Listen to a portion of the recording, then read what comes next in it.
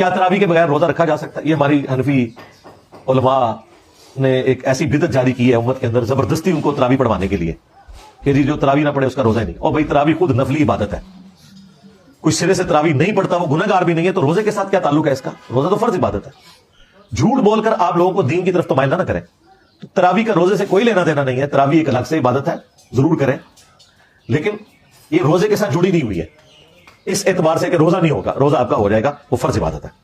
حضور نے تراویح کی نماز یا قیام اللیل نہ اسے فرض قرار دیا، نہ اس کے بعد جماعت کوئی اہتمام کیا مستقل، صرف 3 راتیں آپ نے جماعت کروائی ہے، اس میں 8 رکعتیں آپ نے پڑھی ہیں کہ جو آپ کا معمول تھا تہجد کا وہ پڑھی، اور تہجد کے وقت ہی جماعت کرائیے۔ یہ ہے وہ حدیث، اس کے علاوہ کسی نماز تراویح جو ہے جو ہم پڑھتے ہیں 20 رکعتیں، اس کا کوئی ذکر نہ دور نبوی میں ہے نہ دور صدیق اکبر میں ہے۔ یہ دور حضرت عمر کی خلافت میں ہوا ہے۔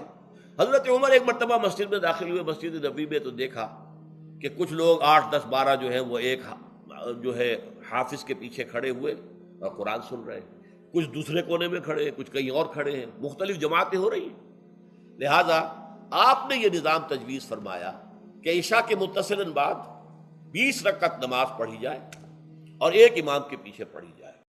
کیا تراویح کے بغیر روزے صحیح ہوں گے؟ پورے رمضان کی تراویح نہیں پڑھی اور تمام روزے رکھ لیے تو کیا روزے صحیح ہوئے یا نہیں؟ سلیم نسیم، دیکھیں تراویح اگر کوئی نہ بھی پڑھے تو روزے اس کے بہرحال صحیح ہو جاتے ہیں، روزوں پہ فرق نہیں پڑتا، لیکن تراویح سنت مؤکدہ ہے، قابل ملامت ہے وہ شخص جو تراویح کی نماز نہیں پڑھتا، تو اس لیے تراویح بھی پڑھنی چاہیے۔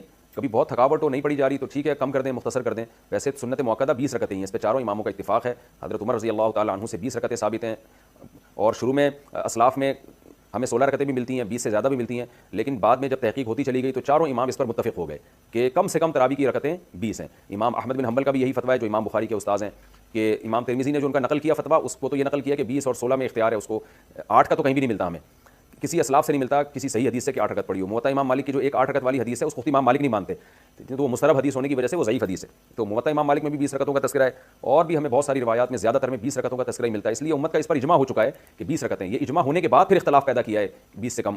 پورے رمضان پڑھنا ہی 10 دن کا نہیں ہے، لیکن اگر کوئی کہے کہ چونکہ تراویح یہ فرض نہیں ہے، واجب نہیں ہے، سنت ہے، تو اگر میں تراویح پڑھ ہی نہیں سکتا ہوں یا صرف 10 دن پڑھ سکتا ہوں تو کیا کروں، اور پورا قرآن بھی ختم کرنا چاہتا ہوں، تو ہاں اگر کوئی شخص پوری نہیں پڑھ سکتا اور 10 دن پڑھنا چاہتا ہے، یہ غلط فہمی یہاں دور کرتا ہوں۔ بہت سے لوگ یہ سمجھتے ہیں جس نے تراویح نہیں پڑھی اس کا روزہ بھی نہیں ہوتا، ایسا بالکل نہیں۔ تراویح ایک الگ عبادت، روزہ ایک الگ عبادت، اور تراویح ویسے بھی چھوڑنے سے تراویح کوئی انسان گناہگار نہیں ہوتا۔ کیوں؟ اس لیے کہ تراویح یہ فرض اور واجب نہیں ہے، یہ سنت ہے، سنت موقع آپ کہیے، آپ سے ہمیشہ پڑھتے تھے، لیکن یہ واجب نہیں، اس کے چھوڑنے سے گناہگار نہیں ہوتا انسان، لیکن پڑھنے سے ثواب کا مستحق ہوتا۔ کتنے بڑے ثواب، غفر لہ، پورے پچھلے گناہ معاف ہو جاتے ہیں، ٹھیک ہے۔